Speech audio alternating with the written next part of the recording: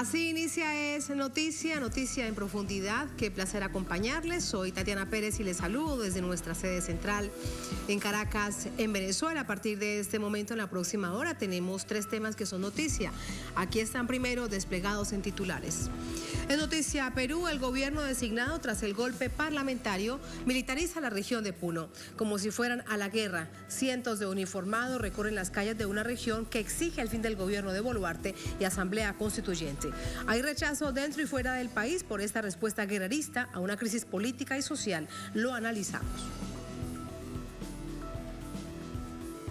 En noticia Guatemala, a diario desaparecen en el país 20 personas, entre ellas jóvenes y menores de edad. Según la Procuraduría General, en 2022 se reportaron más de 5.000 niños y niñas desaparecidos. La alarmante cifra contrasta con la poca operatividad para encontrarlas. ¿Qué hay detrás? Vamos a averiguarlo. En noticia América Latina, en Argentina nace la CELAC Social, una estrategia para la unidad de los pueblos del continente que anhela paz y dignidad. Veremos cuáles son sus planes y cómo se integra con otros movimientos de la región. En noticia que así comienza, bienvenidos, bienvenidas.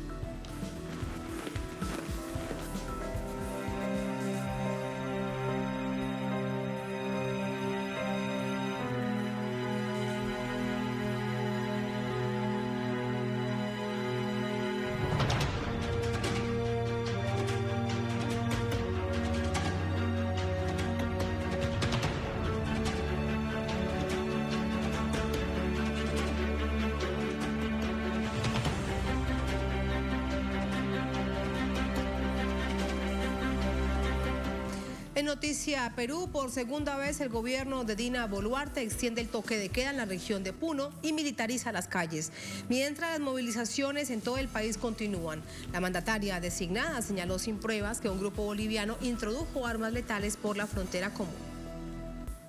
Mientras Dina Boluarte decía ante la prensa internacional que Puno no era el Perú, cientos de militares entraban a la ciudad desde diversos batallones de Tacno y Moquegua. Las imágenes muestran a los militares llegando, con fusil en mano, entonando canciones, seguidos de vehículos blindados y helicópteros, causando zozobra y temor en la población. Las autoridades señalaron que los uniformados estarán ubicados en zonas críticas de Puno, con la finalidad de resguardar la vida de los ciudadanos, así como de entidades públicas y privadas. Sin embargo, es en la ciudad de Puno donde han ocurrido más muertes producto de la violencia policial, de las más de 60 registradas en las protestas que demandan la renuncia de Boluarte, elecciones y una constituyente. Además de asegurar este martes que las balas de la policía no fueron las causantes de esos asesinatos, Boluarte indicó sin pruebas que grupos bolivianos habrían introducido armas letales por el sur del país, con el objetivo de causar las bajas en las protestas. Porque sabemos de manera extraoficial, por la frontera de Perú-Bolivia, han ingresado estas armas letales llamadas Dundum, traídas por los ponchos rojos. Estos señalamientos se producen después de que el gobierno peruano remitiera el lunes una nota diplomática de protesta a Bolivia y Colombia por las declaraciones de los presidentes Luis Arce y Gustavo Petro sobre la crisis en el país andino y el accionar de las Fuerzas Armadas. Durante la cumbre de la CELAC, ambos jefes de Estado reiteraron su preocupación por la crisis en el país. Como todos los estados de la CELAC, el Estado Plurinacional de Bolivia es respetuoso del derecho internacional y de la no injerencia en los asuntos internos de los estados, pero no podemos simplemente obviar una situación como la grave crisis política y social que vive el pueblo hermano del Perú. Con la República del Perú somos hermanos de sangre. Estamos consternados porque decenas de peruanos han fallecido y centenares resultaron heridos en medio de movilizaciones sociales. Nuestra solidaridad con las víctimas de la violencia. Considero que desde la CELAC debemos expresar nuestra preocupación por los sucesos que acontecieron en la hermana República del Perú y que debemos exhortar a las instituciones del Estado peruano para que junto a su pueblo tomen el camino del entendimiento para recuperar la paz social y la política en su país. El presidente de México, Andrés Manuel López Obrador, Se sumó al rechazo internacional y pidió la liberación del expresidente Pedro Castillo. Más información a esta hora desde las calles de Lima, la capital de esta nación andina, con nuestro corresponsal Ramiro Angulo. Ramiro, parte de lo último, estamos revisando información de manera permanente, es que un grupo de congresistas ha pedido una moción de vacancia contra la presidenta designada Dina Boluarte. Preguntarte primero de ello. Muy buenas noches. Hola Tatiana, sí, en efecto, hace poco se acaba de presentar esta moción de vacancia. Sin embargo, la cantidad de votos que se requerirían para que esta surja efecto no las tendrían, ya que las bancadas mayoritarias en el Congreso de la República son las de la derecha. Además de esto, hay que informar, Tatiana, de que hay indignación debido a la militarización que está ocurriendo en el departamento de Puno. Se han enviado cerca de 500 militares a esta región del sur del país, lo cual ha generado bastante rechazo en diversos líderes de opinión a través de las redes sociales y, digamos, en parte de la opinión pública. Además de esto, se ha decretado inmovilización social por 10 días. Se ha prorrogado esta inmovilización social por 10 días más, lo cual preocupa en los pobladores de Puno, ya que hay que recordar que Juliaca, una ciudad ubicada en esta región sureña del país, es la que ha sufrido la mayor cantidad de muertes en todos los departamentos del país. Hasta el momento son 17 las personas muertas en esta parte del país.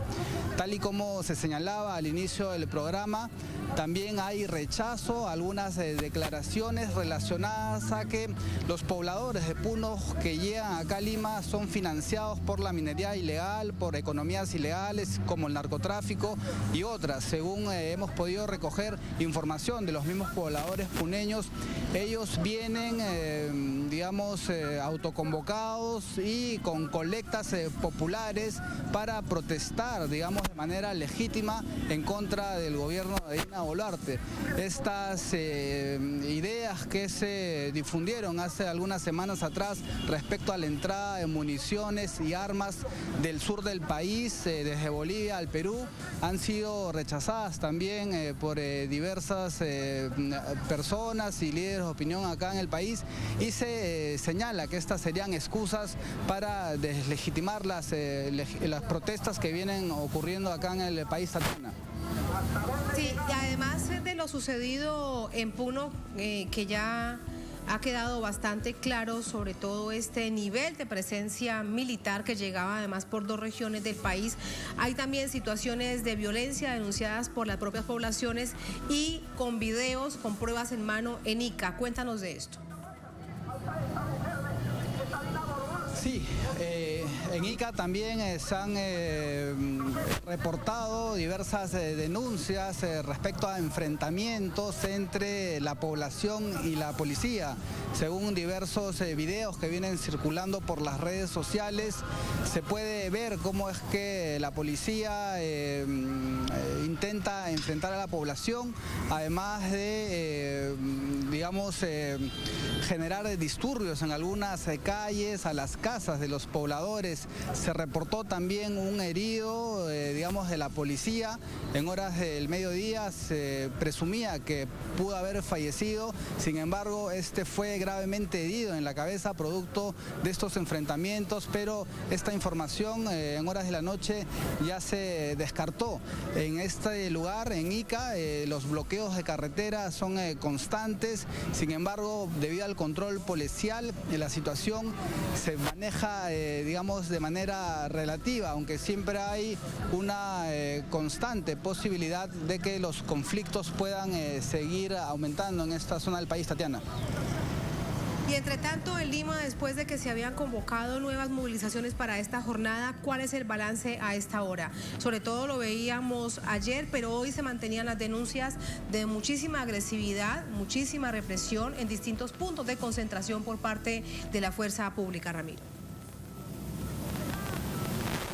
Sí, hace media hora, 40 minutos, una importante cantidad de manifestantes se movilizaba por el Paseo de la República, que es una calle que desemboca desde la Plaza San Martín. Eran aproximadamente unas 2.000 personas, delegaciones provenientes de Puno, de Arequipa. Habían personas que eran los brigadistas, que son quienes auxilian a quienes sufren accidentes debido a los enfrentamientos, y estos se dirigieron hacia la avenida Grau, que desemboca en la avenida Bancay y llega hasta el Congreso de la República. En horas de la mañana también hubo otras movilizaciones de gente que llegó hasta la Embajada de Estados Unidos en la avenida del Polo, en el distrito de Surco, que luego se movilizó por la avenida Javier Prado con dirección al centro de Lima. A comparación de las movilizaciones de ayer, estas, si bien han sido resguardadas por la policía, no se han registrado enfrentamientos de mayor gravedad como sí ocurrieron ayer. Respecto a todos estos enfrentamientos, lo que se viene diciendo acá en el país es que no hay el derecho a la protesta, ya que ha habido uso indiscriminado de bombas lacrimógenas, ha habido confrontaciones, digamos, que han puesto en riesgo la vida de muchas personas, ha habido disparos de perdigones que han herido a los manifestantes, y ha sido una jornada un poco dura y complicada la de ayer. Felizmente no se han registrado fallecidos el día de ayer. Ramiro, y por último, un asunto del que hemos estado muy pendientes a través de ti, nuestro equipo periodístico allí en Lima, lo sucedido el pasado fin de semana en la Universidad Nacional de San Martín. De las 200 personas detenidas, además con este nivel de agresividad también por parte de la fuerza pública, la mayoría quedaron en libertad, pero según la Fiscalía, algunas de ellas aún estaban detenidas porque según la Fiscalía tenían un pedido de detención con anterioridad. ¿Qué se sabe de esto? Lo que se informó al respecto fue que la gran mayoría de estas personas que fueron detenidas fueron liberadas. Inicialmente se hablaba de una cifra de 250 personas intervenidas entre estudiantes y personas del interior del país que llegaron hasta la capital para pronunciarse en contra de Dina Boluarte.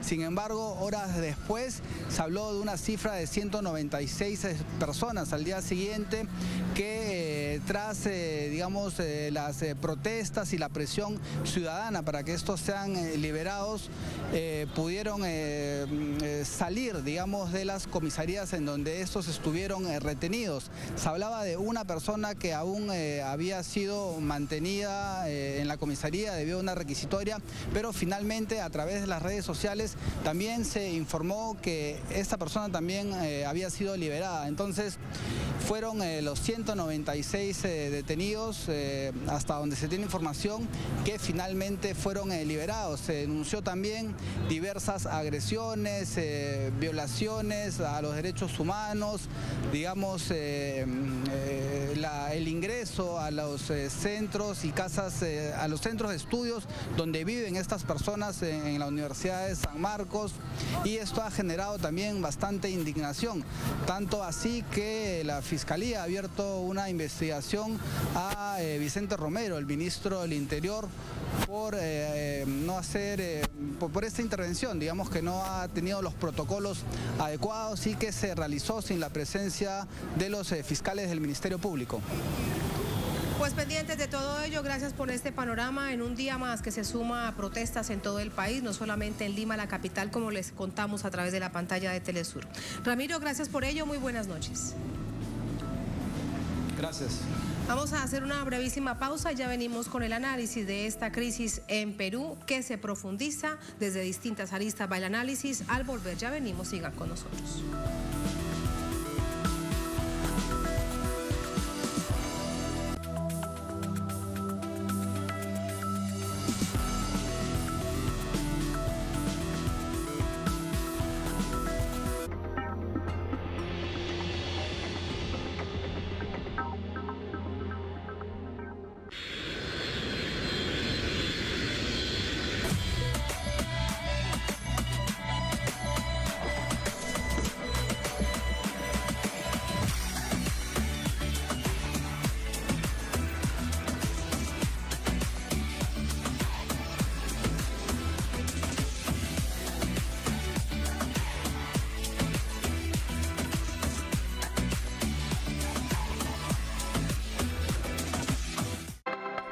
portal web europeo Dailymotion encuentras todo nuestro contenido en vivo, en español e inglés.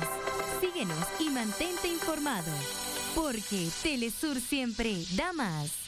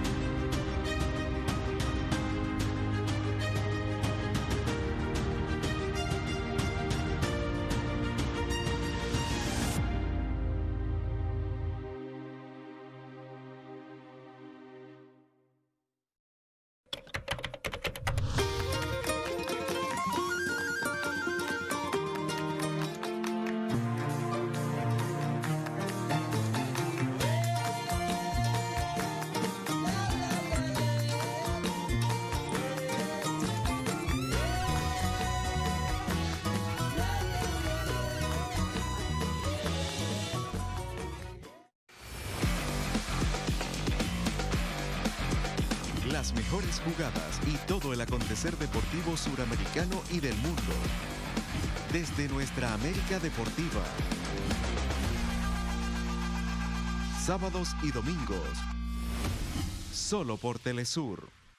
Somos la multiplataforma que da voz a los pueblos del sur. Y en este 2023 seguimos en la vanguardia comunicacional. Para traerte diariamente las noticias y acontecimientos más relevantes alrededor del mundo. Nosotros, junto a ti, hacemos parte de la historia. Porque Telesur siempre da más. Las jugadas más ingeniosas han sido inmortalizadas por grandes deportistas. Disfruta cada sábado de los hitos que han marcado la historia del fútbol y el béisbol y sus protagonistas, en un espacio en donde convergen el balón y la pelota. Goles al bate. Porque Telesur siempre da más.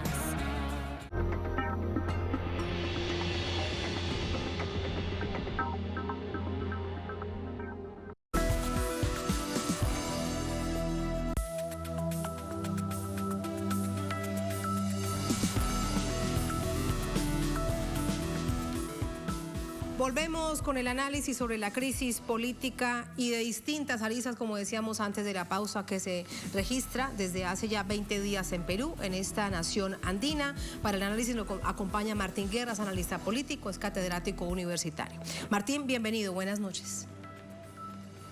Muy buenas noches, Tatiana, qué gusto estar aquí con usted. Igualmente, muchísimas gracias. Martín, hay distintos puntos de análisis, pero sin duda uno que genera muchísima preocupación y sobre todo entre la población que lo vive es la militarización de Puno. ¿A qué crees que se debe esta respuesta, esta arremetida del gobierno de Dina Boluarte y además la expresión en cómo llegan los militares a recorrer las ciudades de esta región de Puno, del sur del país, fuertemente armados, con los cánticos, como si fueran a la guerra, para ser bien descriptiva?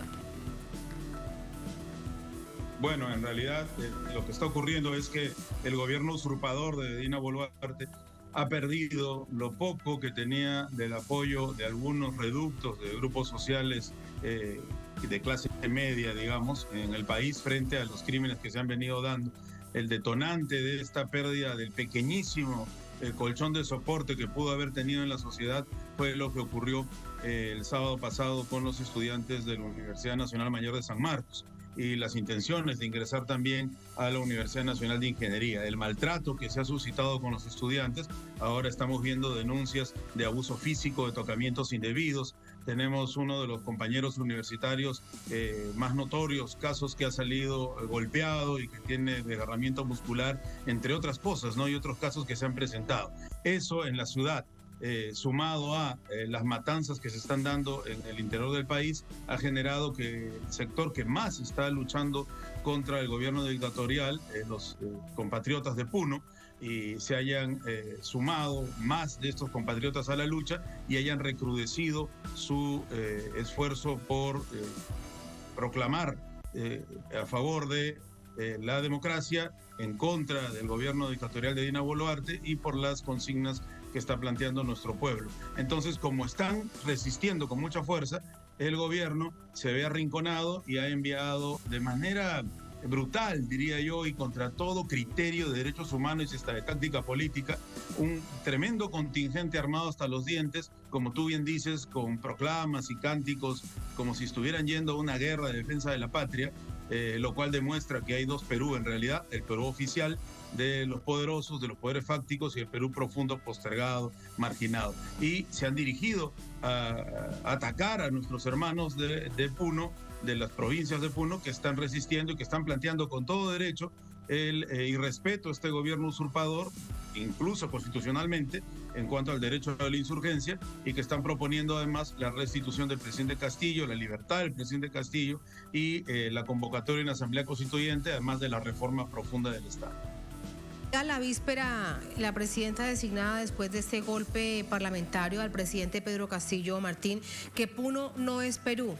¿Qué debemos entender detrás, de fondo, interpretar en esas líneas que quieren dividir al país, que se alejan aún mucho más esta Lima, donde está el poder político del Perú profundo? Sí, tal vez quiso decir y se expresó mal que no solo Puno es el Perú, ¿no? Y que el Perú es más amplio que Puno, pero la frase de todas maneras es infeliz porque recrudece las diferencias sociales que tanto han lastrado a nuestro país lamentablemente y lo siguen haciendo, y que además es una zona sensible, porque haciendo un poco de historia de las repúblicas que surgen después de la guerra de independencia, no solamente el Perú, todas nuestras repúblicas, son un poco armadas a la fuerza de los acontecimientos. No es que fueron los antiguos territorios, ni siquiera coloniales, ni mucho menos prehispánicos. Entonces, esta armazón de repúblicas, un poco bajo los condicionamientos del contexto, generaron esta unión y desunión al mismo tiempo entre el sur del Perú y el altiplano. Por eso es que el presidente Arce dice que somos pueblos hermanos, es cierto, pero también es cierto que se ha hecho mucho desde las élites para separar esos pueblos. Entonces, tomando en cuenta lo delicado del asunto, decir una frase como esa, mal pensada y mal expresada, lo único que hace es recrudecer las distancias sociales, que se note aún más el olvido en que se encuentra la zona del altiplano y específicamente Puno, entre otras regiones como Huancavelica, Ayacucho, Apurímac, Cajamarca, etc. La parte de la Amazonía también, más olvidada que otros sectores geográficos y sociales del país, y entonces la gente siga con todo derecho en la intransigencia correcta en este sentido de seguir participando en las luchas y las movilizaciones y las jornadas de protesta contra la dictadura. Las últimas horas, ya de hecho se lo preguntábamos a nuestro corresponsal, ahora conocer tu análisis, por supuesto, Martín. Un grupo de congresistas de organizaciones políticas de izquierda han solicitado la moción de vacancia a esta presidenta designada, Dina Boluarte, por incapacidad moral para gobernar. ¿Qué opinas de ello? ¿Qué probabilidades hay de que en el Congreso, por lo menos de verdad, se debata seriamente lo que está sucediendo, cuando muy bien conocemos en general cómo está conformado el Congreso peruano? Sí, es una gran pregunta, Tatiana, porque serviría para poder hacer un análisis general de las ideas que tiene la izquierda en el Perú, las organizaciones progresistas. Hay dos caminos, básicamente. El que convoca el pueblo, que a veces no sale en los medios de comunicación, ni siquiera en los medios de comunicación alternativos o progresistas, que es la restitución del presidente Castillo, la vuelta al 7 de diciembre, donde él convocó el cierre del Congreso, la Asamblea Constituyente y la reforma del Estado, y la otra posición que vacó a Castillo. Recordemos que la izquierda en el Parlamento vaca a Castillo, no podemos olvidar aquello, y están buscando una salida institucional, presentar una moción de vacancia que por el momento no va a tener, como muy bien dijo tu corresponsal, no va a tener buen puerto porque no hay los votos necesarios, y además de esto, cambiar la mesa directiva del Congreso para tener un nuevo presidente que sucediera a la señora Boluarte en este gobierno usurpador y que convocara las elecciones. Elecciones que, en el mejor de los casos, las ganaría ¿quién? El progresismo. Bastante difícil. Las ganaría una alianza entre liberales de derecha y centro izquierda, podría ser, pero ¿cuál sería el programa que llevarían a cabo como gobierno? Como están las cosas, con los 53 artículos de la Constitución que ha cambiado durante todo este año y 5 meses el Congreso golpista, con las leyes que se están proponiendo para mediatizar la elección de los mandos del poder electoral en el país, y también para impedir la inscripción de partidos políticos que estén en contra de la situación dada, porque se ha planteado un proyecto de ley para que los partidos políticos prácticamente que se inscriban o que participen en elecciones sean de acuerdo a lo que quiere el gobierno ilegítimo actual y los poderes de siempre, las oligarquías, ¿no? Entonces, yo no le veo mucho futuro a eso, y además es una solución de espaldas al pueblo. Y otro punto para destacar, que ya no lo estabas contando, no quiero dejar de pasarlo, Martín, tiene que ver con la exigencia y cómo se va conformando y ampliando el Comité por la Liberación del presidente Pedro Castillo, del que haces parte. La víspera vimos cómo en la CELAC social, de lo que vamos a conversar más adelante en próximos minutos aquí en Es Noticia, pero no de esto, sino de cómo se conforma la CELAC social. En todo caso, un capítulo fue la crisis en Perú y el retorno del presidente Pedro Castillo. Así que lo vemos que hay estrategia hacia adentro, preguntarte cuál es, y hacia afuera, qué más se hará para visibilizar esta situación. Sí, justamente además del apoyo que ha tenido el pueblo peruano con los mensajes de Andrés Manuel López Obrador y las participaciones del presidente de Chile, del presidente Luis Arce de Bolivia, del presidente Gustavo Petro, se desarrolló también la CELAC social, y hacia allá fueron el presidente del Comité por la Liberación del presidente Pedro Castillo, el congresista Pasión Dávila, y el abogado del presidente Pedro Castillo, Wilfredo Robles. Ambos concurrieron a la CELAC social como miembros del Comité por la Liberación del presidente Pedro Castillo, y han tenido reuniones con diferentes personajes del progresismo latinoamericano, entre ellos, por ejemplo, el expresidente Evo Morales, el diputado argentino Juan Marino y otras tantas personalidades que han apoyado la moción del comité que exige la libertad del presidente, pero además la restitución del presidente Pedro Castillo. Y la respuesta no se ha hecho esperar. Los medios de la concentración mediática en nuestro país, el Perú, comenzaron a atacar a través de los programas televisivos y de la prensa escrita a Pasión Dávila y Wilfredo Robles por haber acudido a Argentina, según ellos con mentiras. Pero en realidad la narrativa de estos medios es desestimar y deslegitimar a estos compañeros que están defendiendo en el aspecto jurídico y en el aspecto político al presidente Pedro Castillo. Porque la vacancia, Tatiana, se hizo de manera ilegal. El presidente no tuvo la posibilidad de defenderse, lo cual es exigido por la ley. No tuvieron los votos para poder realizar la vacancia tal como se debe. Hicieron una vacancia express sin debate, y además el presidente fue detenido supuestamente con la flagrancia que ahora se está usando para cualquier cosa. Lo mismo arguyeron para el tema de San Marcos, y el presidente era todavía presidente de la República, tenía inmunidad, que es lo que exige su investidura, y no había realizado ningún golpe de Estado. Entonces vivimos en un régimen ilegítimo e ilegal. Y es por eso que el Comité por la Libertad del presidente Pedro Castillo está teniendo tanta aceptación y está además causando las iras de las oligarquías y de los medios que la representan. De los medios de comunicación, me queda un segundo más para preguntarte, porque es que realmente nada cambia con respecto a la concentración mediática, las corporaciones mediáticas, detrás de ellos conglomerados económicos, financieros, y detrás de ellos intereses de carácter político. Muy similar sucede en otras partes de nuestra América Latina y el mundo. ¿Hacia dónde percibes que va entonces esa propia estrategia mediática de esa concentración y esa propia matriz de opinión? Lo que quieren es que se maten todos en Perú, que es lo que buscan los medios de comunicación, porque como están las cosas, parece una sin salida. Creo que ellos tienen dos amos. y en todo caso es una opinión a título personal. El primer amo es el dinero. El gobierno de Boluarte les ha entregado 1.800 millones de soles en publicidad estatal, el presidente Pedro Castillo no les entregó ni un sol. Y el segundo amo es el imperialismo norteamericano. Y hay que decirlo, el día de hoy se ha dado una gran marcha del pueblo peruano, de nuestros hermanos de provincia, hacia la embajada norteamericana. ¿Por qué el imperialismo norteamericano? Porque el Perú es probablemente el último reducto en la región en donde no se ha permitido que un gobierno progresista pueda desarrollar su programa político. Entonces, ellos van a estar virando los medios de comunicación de acuerdo al amo que más pague, o el Estado peruano, o sus ligazones con el gran capital transnacional. Por eso es que van cambiando a veces de postura. Si ven que el pueblo resiste, van a ir abandonando la ultraderecha, representada en este momento por Boluarte, y apoyando a los liberales. A ellos no les interesa, Tatiana, gane quien gane, sino el triunfo que ellos puedan tener en la repartición de los dineros del Estado para la publicidad en los medios y también para poder permitir que otros conglomerados y lobbies económicos a través de los medios sigan explotando los recursos naturales del país. Esos contratos ley que el presidente Castillo no iba a firmar sobre recursos naturales y recursos mineros principalmente, los está desarrollando ahora en el gobierno Dina Boluarte. Entonces ahí está un poco la materia de las razones que estuvieron detrás del golpe.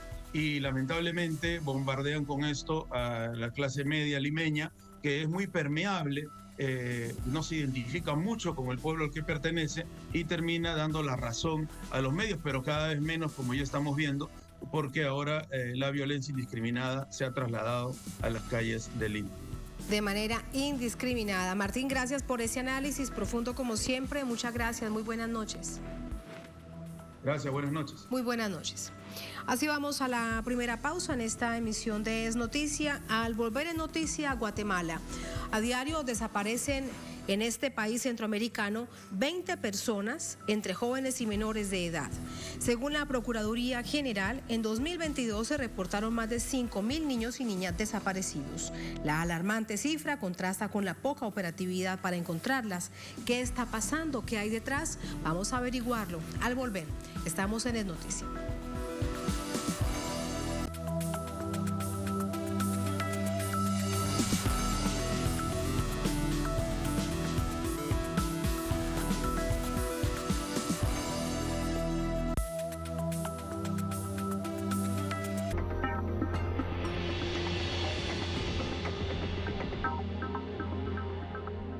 Somos la multiplataforma que da voz a los pueblos del sur. Y en este 2023 seguimos en la vanguardia comunicacional. Para traerte diariamente las noticias y acontecimientos más relevantes alrededor del mundo. Nosotros, junto a ti, hacemos parte de la historia. Porque Telesur siempre da más. Desde el portal web europeo Dailymotion, encuentras todo nuestro contenido en vivo, en español e inglés.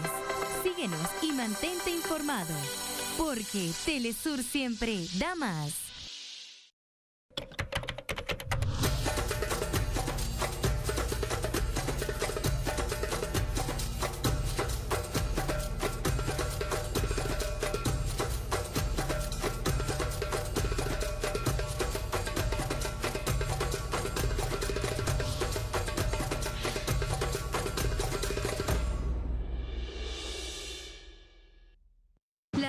Las más ingeniosas han sido inmortalizadas por grandes deportistas. Disfruta cada sábado de los hitos que han marcado la historia del fútbol y el béisbol y sus protagonistas, en un espacio en donde convergen el balón y la pelota. Goles al bate. Porque Telesur siempre da más. Disfruta desde cada rincón de América Latina y también en Europa, ahora nuestra señal HD tanto en inglés como en español. Órale, gracias a los satélites IS-34 e IS-14 podrás ver nuestro contenido cultural en mejor calidad de imagen. ¿Qué esperas? No te quedes fuera y contacta a tu operadora de cable para seguir disfrutando con nosotros, porque Telesur siempre da más.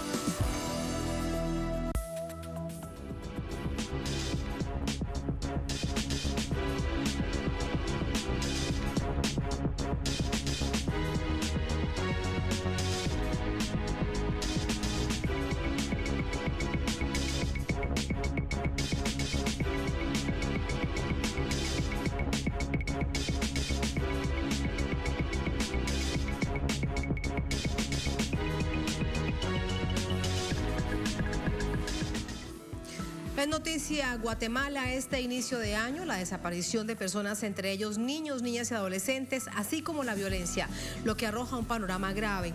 Según la Procuraduría General del país, cada día desaparecen 20 personas. Vamos a revisarlo. Durante las primeras semanas de 2023 se reporta la desaparición de más de 200 jóvenes, entre niños, niñas y adolescentes, en todo el territorio nacional. Datos de la Procuraduría de la Niñez y Adolescencia afirman que hay un promedio de 20 personas desaparecidas diariamente. Por esta razón entró en vigencia el reglamento de la Ley del Sistema de Alarma Alba Kenneth, que regula y fortalece acciones operativas de instituciones del Estado que conforman la Coordinadora Nacional del Sistema de la Alerta para Búsqueda, Localización y Resguardo de Niños, Niñas y adolescentes desaparecidos.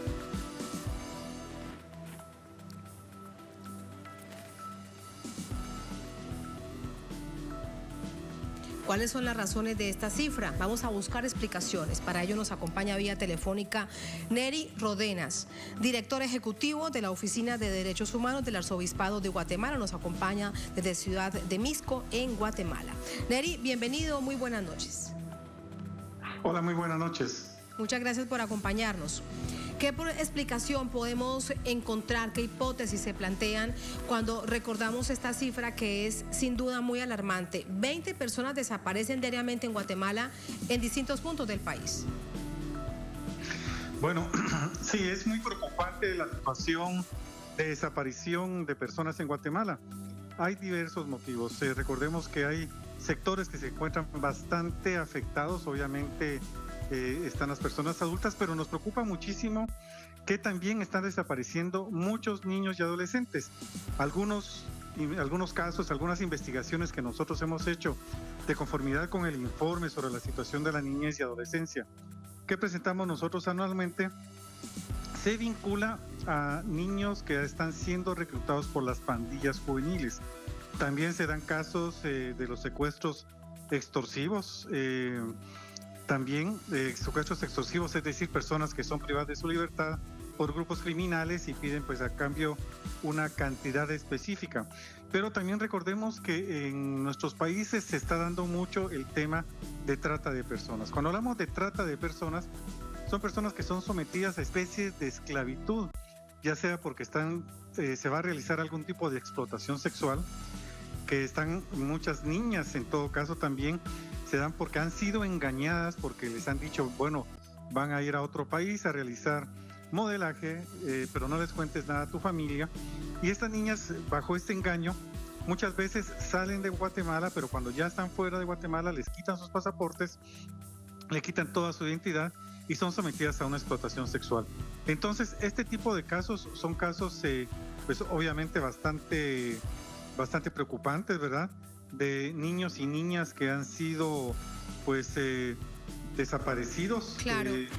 Neri, sobre el tema de las pandillas, estamos hablando de reclutamiento forzado de menores. Correcto. Muchos niños y adolescentes que viven en áreas marginales de Guatemala, existen estas maras o pandillas juveniles en las cuales pues los niños muchas veces no tienen ninguna opción. O sea, si no te metes a la pandilla puedes ser asesinado, y si entras, entonces tienes que asumir que vas a realizar acciones en las cuales van a estar al margen de la ley. Entonces, esta situación de desaparición es una situación pues bastante preocupante. Se da entre los niños entre los 13 y los 17 años de edad, que es los registros. Se da mayoritariamente con niños, con hombres, con varoncitos, y entonces esta situación de las pandillas también es una situación bastante preocupante, porque los niños... Claro, muy grave. Neri, y las familias son obligadas a guardar silencio, no pueden denunciar la desaparición forzada, o hay algunas que se atreven a denunciarlo. Bueno, son muy pocas. Lo que sucede es de que si se atreven a hacer algún tipo de denuncia, estas familias tienen el riesgo de que pueden ser pues afectadas, que puede haber algún tipo de venganza. Estas pandillas están acostumbradas a realizar acciones de asesinatos. Entonces, la gente prefiere mantener este status quo que se vive generalmente en las áreas marginales y continuar con su vida. Respecto a la migración, este proceso, este fenómeno que es tan doloroso de desarraigo, que salen de distintas naciones centroamericanas, Guatemala tratando de llegar a México para pasar a Estados Unidos. ¿También podríamos buscar una explicación en esta cifra tan alarmante allí? Sí, la situación es bastante alarmante. Las tablas que nosotros tenemos de niños que han migrado son cerca de 7.722 niños que han viajado por la vía aérea, por la vía terrestre. Y el tema de que ese es un sector bastante invisible en el tema de migrantes. Al llegar a la frontera de México con Estados Unidos, muchos niños, cuando las familias son detenidas, son separadas de sus padres, y eso es una situación bastante gravísima, porque recordemos que son menores, son niños entre 5 años, entre 13, 15 años, que no tienen ningún contacto con sus niños, y eso aumenta la angustia, lo que se podría considerar hasta como una forma de tortura psicológica. Es una situación bastante delicada y una situación de la cual nosotros hemos pedido a las autoridades que puedan hacerse cargo.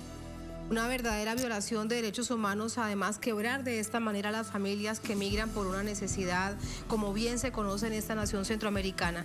Neri, el gobierno a través de distintas autoridades activa un mecanismo Alba Kenneth directamente relacionado con la búsqueda de personas desaparecidas, en especial de niños y niñas y adolescentes. ¿Esto qué efecto produce? ¿Realmente sirve de algo?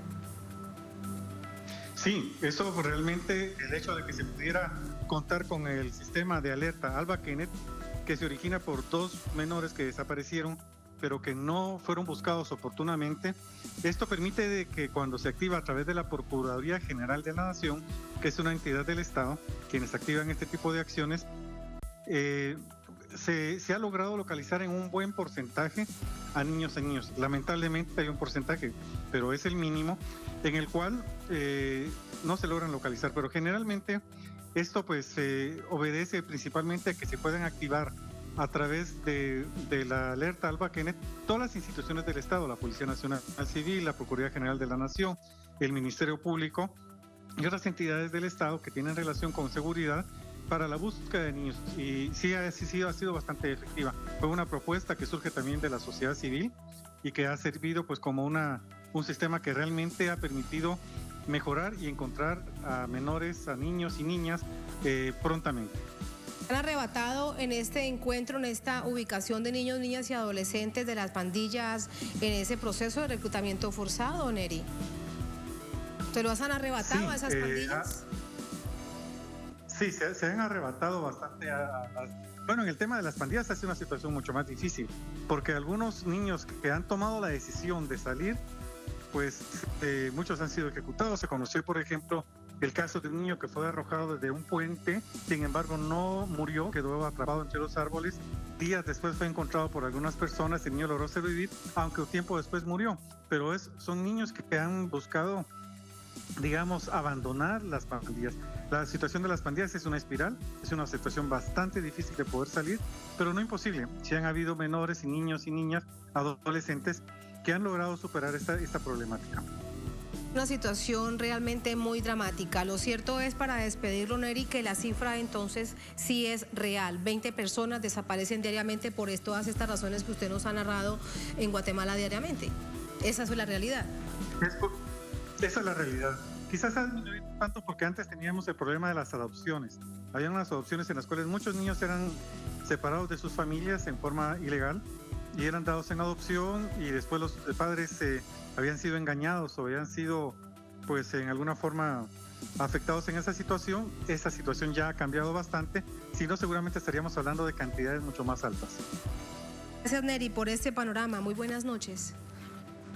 Muy buenas noches, hasta luego. Muchas gracias, hasta luego. Así vamos a la última pausa en esta emisión de Es Noticia. Al volver en Noticia América Latina. En Argentina, en esta nación del sur del continente, nace CELAC Social, una estrategia para la unidad de los pueblos del continente que anhelan paz y dignidad. Veremos cuáles son sus planes y cómo se integra con otros movimientos de la región. Al volver, estamos en Es Noticia.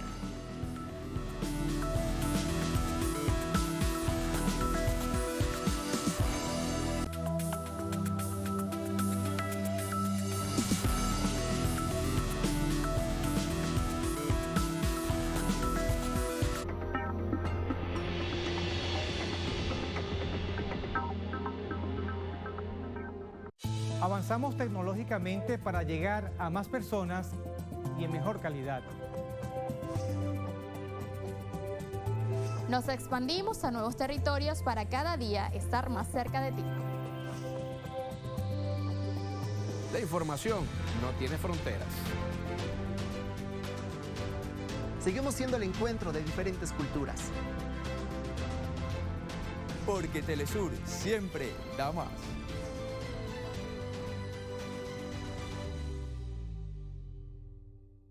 Las jugadas más ingeniosas han sido inmortalizadas por grandes deportistas. Disfruta cada sábado de los hitos que han marcado la historia del fútbol y el béisbol y sus protagonistas, en un espacio en donde convergen el balón y la pelota. Goles al bate. Porque Telesur siempre da más.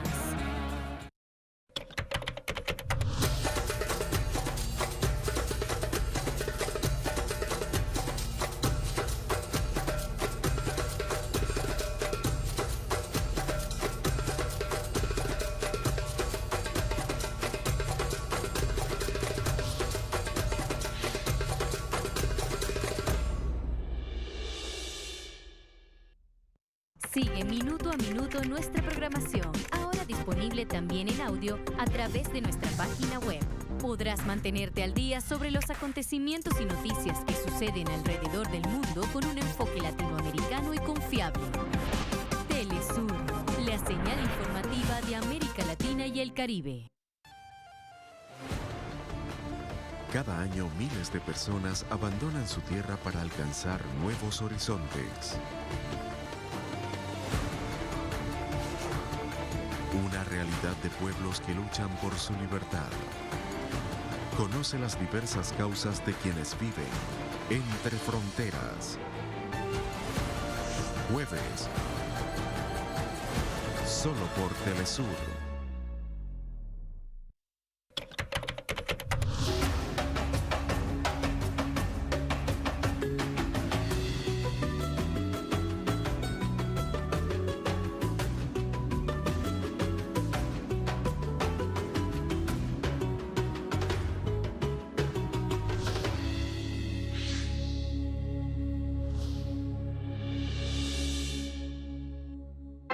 Desde el portal web europeo Dailymotion encuentras todo nuestro contenido en vivo, en español e inglés. Síguenos y mantente informado, porque Telesur siempre da más. Disfruta desde cada rincón de América Latina y también en Europa, ahora nuestra señal HD tanto en inglés como en español. Órale, gracias a los satélites IS-34 e IS-14 podrás ver nuestro contenido cultural en mejor calidad de imagen. ¿Qué esperas? No te quedes fuera y contacta a tu operadora de cable para seguir disfrutando con nosotros, porque Telesur siempre da más.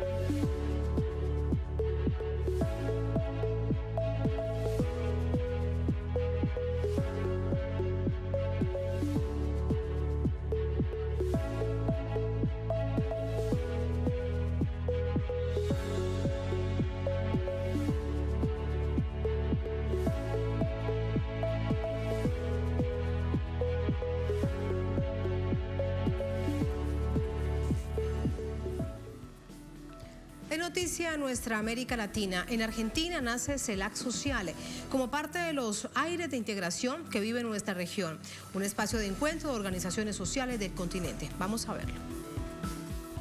En el marco de la reciente cumbre de la CELAC, diversos movimientos sociales, sindicales, representantes de pueblos originarios y defensores de derechos humanos lanzaron la CELAC Social.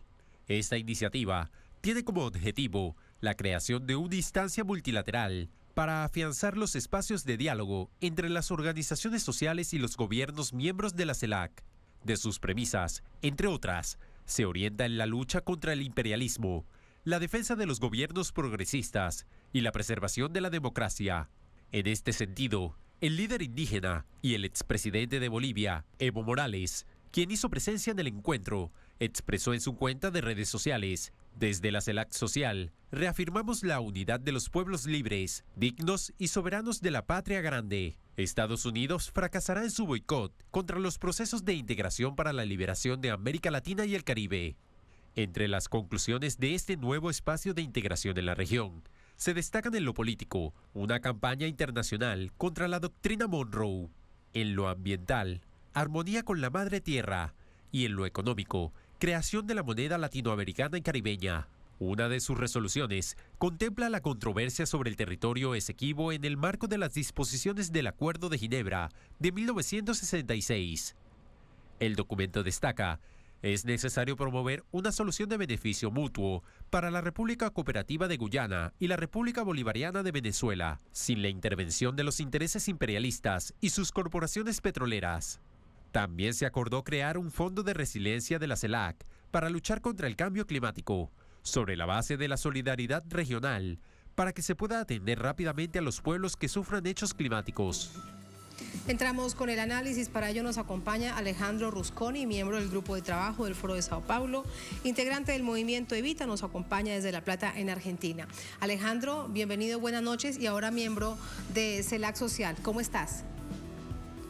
Muy buenas noches, Tatiana. Muy bien, muy contento por lo que ha sucedido acá en Argentina. Es decir, para nosotros es una fecha histórica que hayamos podido lanzar este 24 de enero la CELAC Social, ¿no? Después de 12 años, ¿no? Recordemos cuando se creó la CELAC en diciembre del 2011 en Venezuela, en Caracas, y ahora, bueno, se dio el puntapié inicial. Ya tenemos un documento, hemos debatido resoluciones, un encuentro de fuerzas políticas, sindicales, ¿no? y movimientos sociales, donde hemos realizado un documento y varias resoluciones, y donde se está trabajando para tratar de institucionalizar esto lo que es la CELAC Social, ¿no? Que es un espacio, queremos que sea un espacio de diálogo permanente con los gobiernos de estos 33 países que constituyen lo que es la CELAC.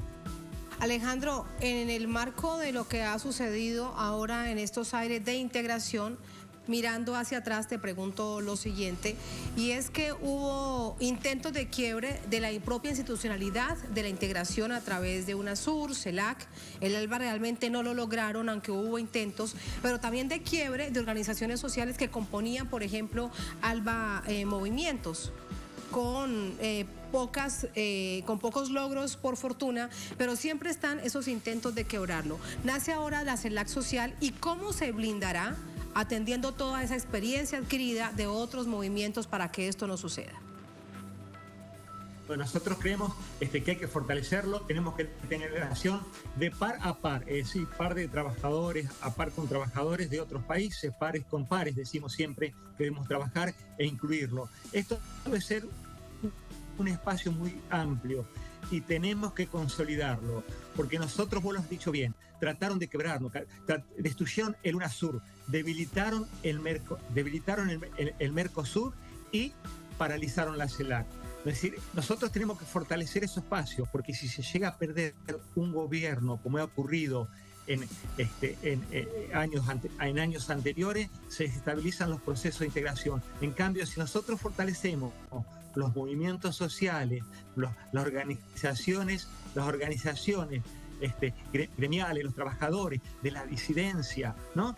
Nosotros fortalecemos todo eso en base a un marco de organización en nuestra América. Eso nos va a permitir que si se pierde un gobierno, no se va a perder todo lo que están organizados, y el enemigo actúa muy fuerte. Y lo que sí quiero destacar, que en esta época, este año es una fecha histórica, porque son los 200 años de la doctrina Monroe. Se cumplen 200 años que nos siguen agrediendo con directrices de los Estados Unidos. Por eso tenemos que fortalecer ese espacio de lo que es la CELAC social.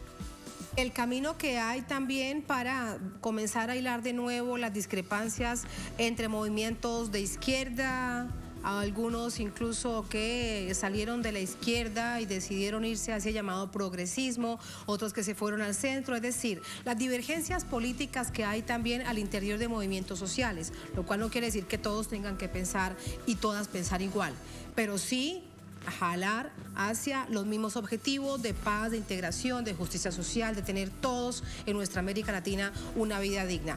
¿Cómo se plantea ese tremendo desafío? Bueno, ese tremendo desafío es levantar la bandera de los libertadores, es levantar la bandera de Morazán, de San Martín y de Bolívar, y nosotros tenemos que construir la unidad en la diversidad. Hoy tenemos que entender que no son los mismos, los gobiernos no son los mismos. Esto no es la década anterior, digamos. Hay otras composiciones, hay algunos gobiernos que han hecho alianza con partidos de centro derecha, digamos. Son distintas las expresiones, pero tenemos que tener la inteligencia de ir todos juntos para tratar de construir estos espacios de diálogo, de concertación y de cooperación. Eso es lo importantísimo, de cooperación de los movimientos de estos 33 países que componen la CELAC. Y por último, ¿habrá evaluación de las tareas que se ha propuesto también en términos de retos y desafíos de los gobiernos? El presidente Alberto Fernández, el presidente anfitrión, ayer en la clausura de esta 7ª cumbre de la CELAC lo decía con claridad. Está todo en el papel, ahora esto hay que echarlo a andar. Los movimientos serán evaluadores, serán una especie de verificadores de que esto realmente se vaya cumpliendo.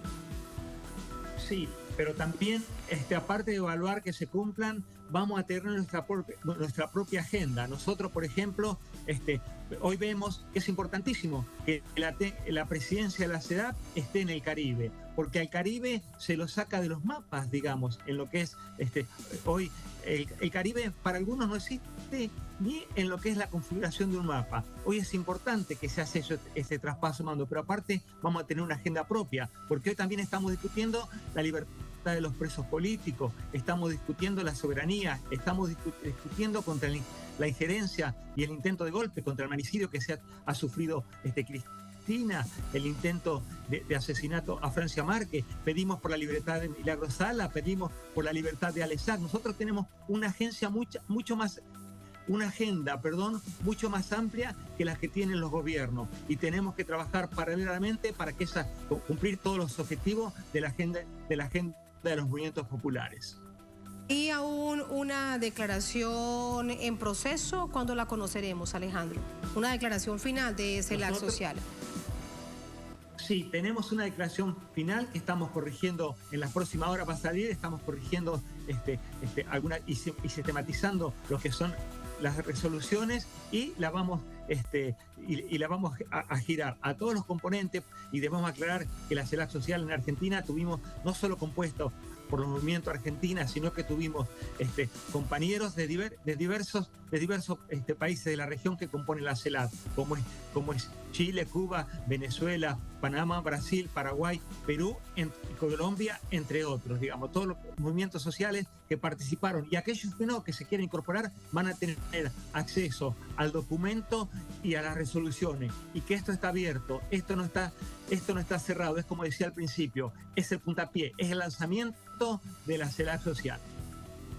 Vientos de integración llenos de esperanza, pues muchísimos éxitos a la CELAC social de ahora en adelante, de ahora en más, por el bien de nuestra América Latina. Alejandro, gracias, muy buenas noches. Muy buenas noches, muchas gracias, Tatiana. Hasta luego, muchas gracias.